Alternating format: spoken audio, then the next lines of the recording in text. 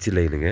அங்கே கொண்டு போய் விட்டால் என்ன ஆகுன்னா, அங்கே மண் ஏதோ ஒன்று அடைச்சிக்கிச்சுன்னா அங்கே தண்ணி போகாது. அந்த ஸ்மெல்லாம் இந்த பைப் வழியாகவே வந்து மறுபடியும் கிச்சனுக்கே போக ஆரம்பிச்சிடும். இப்போது 2 அடி, இது வந்து 4 அடி வச்சுருக்காங்க. இந்த தண்ணி வந்து கட்டடத்தை பாதிக்கும் அப்படின்னு நிறைய பேர் நினைக்கிறாங்க. அதுவும் பாதிக்காது. தண்ணி மழை தண்ணியாக இருந்தாலும் சரி, இல்லை இங்கே வர கிச்சன் தண்ணியாக இருந்தாலும் சரி, தண்ணிக்கு கீழே. ஹாய் ஃப்ரெண்ட்ஸ், இன்றைக்கி கிச்சன் மேடையோட வேலை நடந்துகிட்ருக்குங்க. கிச்சன் ரூமுக்கு இதோட மேடையோட வேலை நடந்துகிட்ருக்கு. இதெல்லாம் இன்னும் ரைசர் ஒட்டுனுங்க. இப்போ இதை முக்கியமாக என்ன பார்க்க போகிறோம்னா, இதுக்கு தண்ணீர், அதாவது வேஸ்ட்டு தண்ணி போகும் இல்லைங்களா, அதை எப்படி கொண்டு போய் விடலாம், கனெக்ட் பண்ணலாங்கிறத பற்றி தான் நம்ம பார்க்க போகிறோங்க. வெளியே போட்டிக்கோ இதெல்லாம் 1.5 ஜல்லி போட்டுட்ருக்கோம். இது போட்டு ரப்பு கலவை போட்டு விடுங்க. ஸோ நம்ம சோக் பிட்டுங்க. சோக் பிட்டு பற்றி நீங்கள் நம்ம சொல்ல போகிறேன். சோக் பிட்டு வந்து 4 அடி வருதுங்க, 3.25 அடி வருதுங்க. இது வந்து 3 அடி வருதுங்க. லென்த்து வந்து 4 அடி போட்டு, இது வந்து நமக்கு 3 அடிக்கு எடுத்துருக்குறோம். அங்கே ஒரு 1/2 அடி விட்டுட்டோங்க. வீட்டு செவத்திட்டு ஒரு 1/2 அடி விட்டுட்டோம், அரிஞ்சு விட்டுட்டோம். அப்போது 2.5 அடி, இது வந்து 4 அடி வச்சுருக்காங்க. இப்போது இதுக்கு கல் எல்லாம் பெரிய கல் எடுத்துக்கோங்க. ஃபஸ்ட்டு லேயர் போடுறோம் இல்லைங்களா, ஃபஸ்ட்டு லேயர் போடும்போது ஒரு 2-3 லேயர் வர மாதிரி வரும். அதுக்கு வந்து முடிஞ்ச அளவுக்கு பெரிய கல்லை எடுத்து போட்டுக்கோங்க.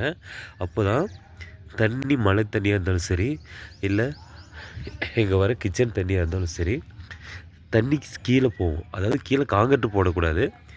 கீழே வந்து மண்ணாக தான் இருக்கணும். அடியில் மண் எடுக்கிறோம் இல்லையா, குழி எடுக்கிறோம் இல்லையா, அந்த குழி அப்படியே தான் இருக்கணும். இந்த தண்ணி வந்து கட்டடத்தை பாதிக்கும் அப்படின்னு நிறைய பேர் நினைக்கிறாங்க. அதெல்லாம் எதுவும் பாதிக்காது. நம்ம அப்படியே விட்டுடலாம்.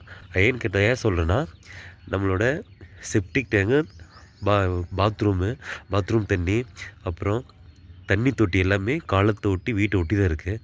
அப்படி இருக்கும்போது அதே எதுவும் ஆகாத போது இது எப்படி ஆகும்? இதில் அதனால் இது எதுவும் ஆகாதுங்க. ஸோ நீங்கள் பயந்துக்காமல் இந்த ஷோக் பிட்டை நீங்கள் போட்டுக்கலாம். இன்னொன்று என்னென்னா, இந்த தண்ணி கொண்டு போய் டிச்சில் அதை விடாதீங்க. அப்படி விட்டால் என்ன ஆகுன்னா, உங்களுக்கு ஸ்மெல் வரும். அங்கே டிச்சை சப்போஸ் நமக்கு அந்த பைப் அங்கே முன்னாடி போகுது, டிச்சு அங்கே போகுது. அதுதான் இந்த டிச் லைனு. அந்த எல்லோ கலர் இருக்கு இல்லைங்களா, அந்த கல், அதுதான் வந்து டிச்சு லைனுங்க.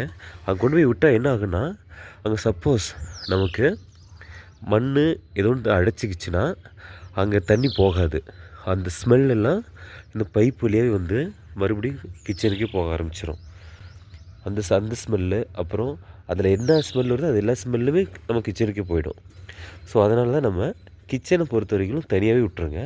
இதுமாதிரி சோக் பிட் போட்டுக்கோங்க. முடிஞ்ச அளவுக்கு இது மாதிரி ஒரு குழி எடுத்துகிட்டு பெரிய கல்லை ஒரு 2-3 லேயர் போட்டுக்கோங்க. அதுக்கப்புறமேலு சிறுங்கல்ல போடுங்க. இது மாதிரி சின்ன சின்ன கல் இருக்குது பார்த்தீங்களா, இது மாதிரி 2-3 லேயர் போடுங்க. இந்த கல் அது போடணும். போட்டதுக்கு அப்புறமேலு இந்த 1.5 ஜல்லி இருக்குது இல்லைங்களா, இந்த 1.5 ஜல்லி ஒரு 2 லேயர் போட்டுக்கோங்க.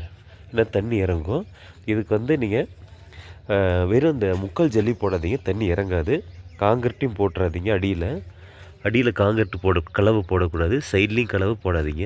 அப்படி உங்களுக்கு போடணும்னு தோணுச்சுன்னா அந்த வீட்டை ஒட்டி வேணால் நீங்கள் உங்களுக்கு சப்போஸ் உங்களுக்கு அந்த இல்லை நான் வீட்டை கொஞ்சம் பாதுகாக்கணுங்கிற ஒரு எண்ணம் இருந்தால் அங்கே சைடில் மட்டும் போட்டுக்கோங்க. ஒரு வரி வச்சு கூட போட்டுக்கலாம்.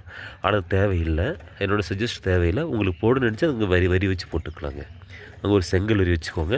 செங்கல் வரி வச்சு ரப்பு கலவையை போட்டுக்கிட்டு நீங்கள் மீதி ஒரு 3 பக்கமும் நீங்கள் கலவை போட தேவையில்லை. நம்ம 4 பக்கமே கலவை போடலை.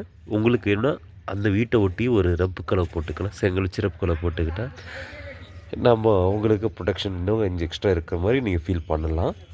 ஸோ இதுக்கு மேலே நம்ம சிறுங்கல்லை போட்டுட்டு அதுக்கு மேலே 1.5 ஜல்லி போட்டுக்கிட்டோமா நமக்கு சோக் பிட் ரெடிங்க. ஸோ இது வந்து என்ன சொல்ல வரேன்னா, இந்த வீடியோவில் நம்ம சோக் பிட்டை பற்றி தான் நம்ம பார்த்தோம். அதாவது சோக் பிட் எடுத்துக்கலாம், போட்டுக்கலாம். இதை தண்ணி கொண்டு போய் டிச்சில் விட வேண்டாம். விட்டால் உங்களுக்கு ஸ்மெல் வரும். சோக் பிட்டு தாராளம் போட்டுக்கலாம். வீட்டை ஒட்டி போடும்போது சோக் பிட்டு தண்ணினால் பில்டிங் பாதிக்காதுங்க. ஸோ ஸ்மெல்லும் வராது, பில்டிங்கும் பாதிக்காது. Okay friends, thank you. Next video பார்க்கலாங்க.